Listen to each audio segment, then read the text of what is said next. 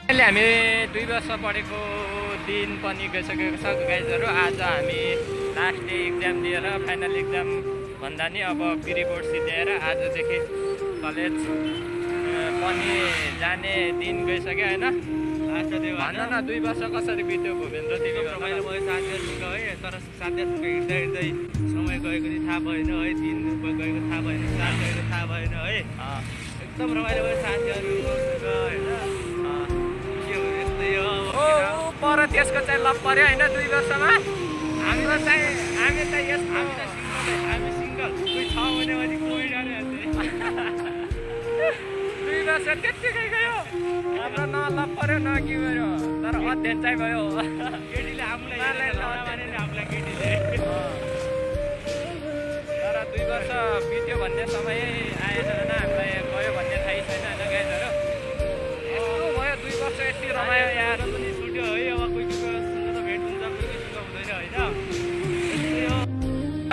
नौलीलाई तराई गरेर लाउला तो उसै त बिग्रिएको छैन।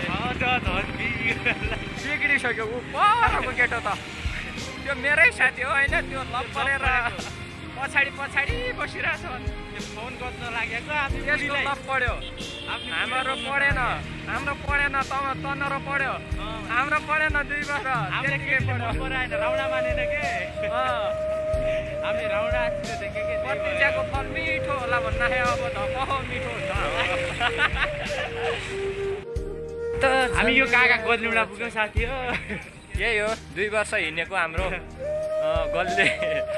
तर गल्लीको नाम नै थाहा छैन है। जडीबुट्टी गल्ली। जडीबुट्टी त्यो त नाम भयो।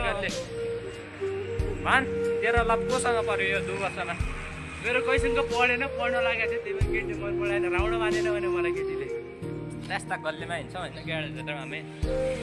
त्यस्तो हामी गन्तव्य स्थलमा पुगेर होइन, हुन त केटीले हामीलाई